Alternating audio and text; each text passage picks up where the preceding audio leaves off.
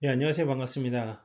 법인 영업을 시작하는 컨설턴트를 위한 기초학습과정 두 번째 시간입니다. 예, 오늘은요, 임원퇴직금, 법인 영업의 기본이다 라는 제목을 가지고 말씀을 드리겠습니다. 먼저 임원퇴직금이 왜 중요한지 살펴보도록 하겠습니다. 우리가 급여 배당 퇴직금 중에 가장 적은 세금을 내는 소득이 무엇이라고 알고 있습니까?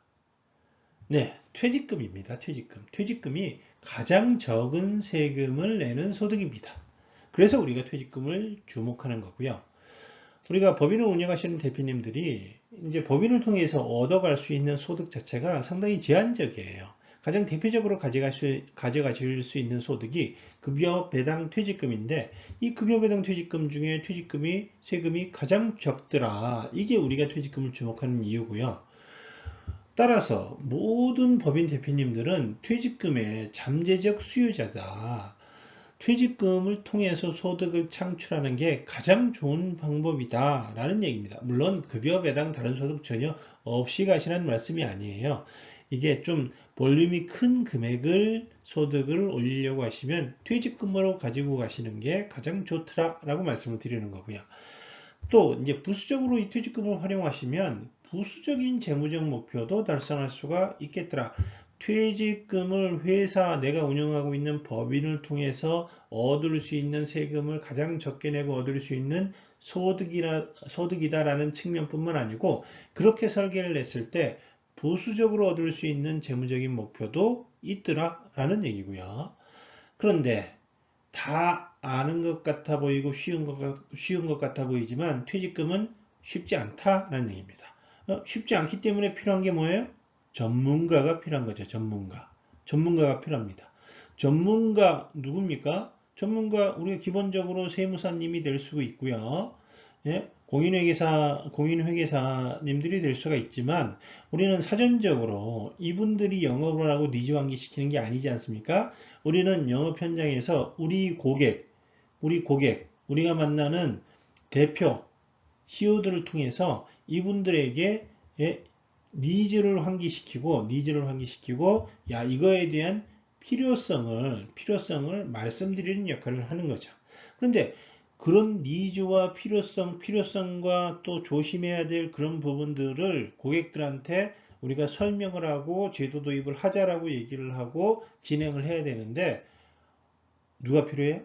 전문가가 필요하다는 얘기입니다. 우리도 적어도 그런 전문가적인 식견을 가지고 있어야지 이 부분에 대해서 우리가 고객들한테 제대로 된 컨설팅을 해줄 수가 있다. 그래서 이 임원 퇴직금에 대한 전문가는 진짜 법인 영업을 하는데 가장 필요하고, 적어도 이런 부분들은 갖추고 있어야 되겠다라고 생각을 하고 있습니다. 네, 퇴직금은 가장 적은 세금을 내는 소득 중에 하나입니다. 우리가 일반적으로 급여배당 퇴직금이라고 얘기를 합니다. 이 급여배당 퇴직금의 공통점이 있는데, 그게 뭐냐면 세율이 같다라는 거예요. 세율이 같다. 물론 배당은 2천만 원까지는 분리과세가 되죠. 2천만 원까지는 14%, 이자소득과 배당소득과 합산해서 14% 분리과세가 됩니다. 2천만 원까지는. 물론 그런 부분이 있지만 2천만 원 초과되는 부분에 대해서는 공통된 세율 적용을 받아요. 근데 급여 배당과 퇴직금의 다른 점은 뭡니까? 급여 배당과 퇴직금의 다른 점은, 퇴직금은 1월 1일부터 12월 31일 1년 동안의 소득이 아니란 얘기예요. 내가 입사한 입사일부터 퇴직한 퇴직일까지 그 긴 기간 동안의 소득이기 때문에 큰 금액이 나올 거고, 그 큰 금액을 이런 일률적인 세율에 적용을 해주는 게 아니고 근속 기간에 맞춰서 나누어서 세금 계산을 한다는 얘기예요. 그런 부분들이 다른 얘기죠. 급여는 기본적으로 뭡니까? 1월 1일부터 12월 30일까지 소득을 합산해서 과세하는 겁니다. 그래서 예를 들어서 큰 금액을 가져가시면은요, 이렇게 최고세율 구간에 노출될 수밖에 없어요. 큰 금액을 가져가시면. 그러면 여기에다가 주민세, 우리가 기타소득세죠. 이거의 10%가 붙죠. 이거의 10%. 그럼 4.2% 붙습니다. 4.2% 붙고, 그럼 46.2%죠. 46.2% 붙고 끝나나요? 아니죠. 여기에 또 뭐가 붙습니까? 4대 보험이 붙습니다. 4대 보험. 4대 보험, 건강보험, 뭐 국민연금, 고용보험, 산재보험 이런 것들이 붙는단 말이죠. 그래서 이런 것까지 계산을 하시면 거의 절반 이상 세금으로 납부를 하셔야 되는 그런 문제가 발생하더라라는 얘기고요. 배당은 뭡니까? 배당은 이자 소득과 합산해서 2천만 원까지는 분리과세가 돼요. 14%. 근데 넘어가는 거는요. 다른 소득과 합산해서 합산과세가 되죠. 이게 뭡니까? 금융소득 종합과세죠. 금융소득 종합과세에 해당이 되시면 안 좋아지는 게 뭐가 있어요? 나머지 소득과 합산해서 과세하니까 당연히 세율이 올라갈 거고요. 또는요. 금융소득은요. 이자소득, 배당소득에 대한 기본적인 시각이 뭐예요? 불로소득입니다. 불로소득. 그래서 불로소득 2천만 원 넘어가면요. 금융소득 종합과세 대상자가 되는 거고 금융소득 종합과세 대상자는 나중에 향후에 국세 쪽에 주목을 받을 수 있다는 얘기죠. 그런 측면에서 이 금액을 크게 가져가는 건 그렇게 장기적으로 크게 가져가는 건 현명하지 못하다. 그래서 큰 금액을 가져가기가 부담스럽다라고 보실 수가 있는 거고요. 퇴직금은요. 퇴직금은 1월 1일부터 12월 31일이 아니고 전체 근속기간 중에 소득을 나누어서 과세를 합니다. 뭘로 나눠요? 근속기간으로 나누죠. 그래서 그게 우리가 계산하는 방법은 뭡니까? 연분연승이라고 얘기하는 거죠. 그래서 퇴직금에 대한 세율 자체가 똑같은 세율을 쓰지만 과표가 낮아지기 때문에 적용 세율, 실효 세율 자체는 낮아질 수 있다라는 말씀이고요. 또 퇴직금의 가장 큰 장점이 뭐예요? 사대보험 적용 대상이 아니라는 거예요. 사대보험 적용 대상이 아니기 때문에 여기서 세이브되는 금액도 상당히 크더라. 결론은 뭡니까? 급여에 해당 퇴직금 중에 가장 좋은 건 뭐라고요? 퇴직금입니다. 네, 모든 대표자는 퇴직금의 잠재적인 수요자예요. 규정이 어떻게 되어 있는데요? 규정이 임원 퇴직금에 대해서는 법인세법 시행령 44조에서 규정을 하고 있어요. 뭐라고 얘기하고 있느냐? 송금 불산입 규정인데요. 거꾸로 해석하시면 되는 겁니다. 법인이 임원에게 지급한 퇴직급여 중에 다음 각호 어느 하나를 초과하는 금액에 대해서는 송금 산입하지 않는다. 그럼 뭐예요? 초과하지 않는 금액은 송금 산입한다는 얘기가 되는 거죠. 그러면 이 1호 2호의 금액을 넘지 않는 금액은 송금 산입한다는 얘기입니다. 1호 2호를 보시죠. 정관의 퇴직급여로 지급할 금액이 정해진 경우 뭡니까? 정관에 정해졌으면 정관에 정해진 금액은 뭘로 보겠다? 퇴직금으로 보겠다라는 얘기죠. 그럼 정관에 정하시면 되는 거죠. 1호 이외의 경우 1호가 정관에 정해진 경우를 얘기하는 거예요. 그럼 이외의 경우는 뭡니까? 정관에 정해지지 않은 경우를 얘기하는 거죠. 임원이 퇴직한 날로부터 소급하여 1년 동안 해당 임원에게 지급한 총금액 연봉이죠. 연봉의 10분의 1 10분의 1에 상당하는 금액에 근속연수를 급한 금액 이게 퇴직소득이다. 임원의 퇴직소득이다. 그럼 정리하면 뭡니까? 정관에 퇴직급여 규정이 있으면 정관대로 지급하면 되고 정관에 퇴직급여 지급 규정이 없으면 연봉의 10분의 1 곱하기 근속연수에서 지급하면 되더라 라는 게 법인세법 시행령 44조죠. 그래서 정관의 규정이 있으면 모든 대표님들이 다 퇴직금을 가져가실 수가 있는 거예요. 어떤 대표님을 만나니까 이런 말씀을 하십니다. 이거 우리 회사 퇴직금 중간정산을 했어요. 중간정산을 하면서 우리는 더 이상 퇴직금 안 받는 연봉제로 전환을 했습니다. 연봉제 한번 전환을 했으면 더 이상 퇴직금 발생 안 되나요? 연봉제 전환은요, 참고로 말씀드리면 2015년 12월 31일자로 연봉제 전환에 대한 퇴직금 중간정산이 금지가 됐어요. 사유에서 빠져버렸어요. 지금은 연봉제 전환으로 퇴직금 정산이 안 됩니다. 근데 과거에 연봉제 전환을 하시면서 퇴직금 정산에 가셨다는 얘기죠. 안 되느냐, 안 되느냐, 한 번 전환했으면 다시 퇴직금 못 받느냐.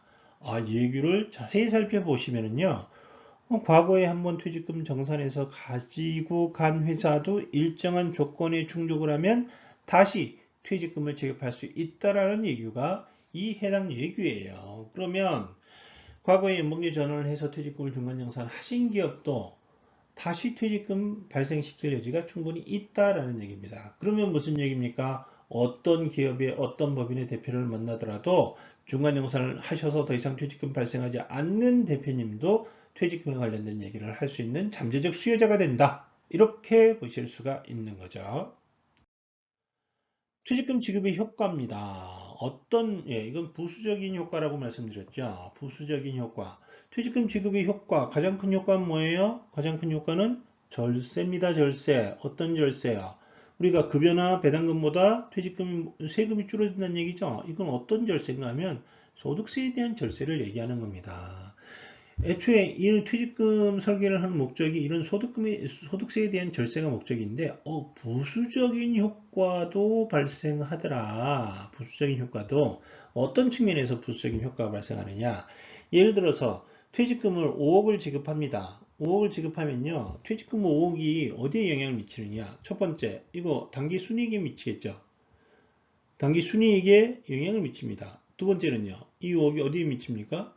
예, 기업의 순자산에 영향을 미칩니다. 순자산에 영향을 미치죠. 당기 순이익이 떨어지고, 예, 기업의 순자산이 떨어져요. 그럼 순이익이 떨어지고 순자산이 떨어지면 이게 어디에 영향을 미칩니까? 주식가치 평가에, 주식 가치에 영향을 미칩니다. 주식 가치에. 주식 가치가 떨어지는 게 좋습니까? 올라가는 게 좋습니까? 물론 주식 가치가 올라가는 게 좋죠. 그런데 주식 가치가 떨어질 때 할 수 있는 것들이 있어요. 뭐를 할 수 있어요? 부의 이전을 할 수가 있는 거죠. 부의 이전 자금을 할 수 있는 시기가 주식 가치가 떨어졌을 때 가능하다라는 얘기죠. 이런 기회가 된다는 얘기고요. 상속세 납입 지원은 무슨 말씀이냐? 회사를 계속 근무하시다 돌아가실 때까지 근무하시다 재직 중이시다 돌아가셨어요. 그러면 사망을 원인으로 해서 퇴직을 하시면 퇴직금 발생하죠. 퇴직금 발생합니다.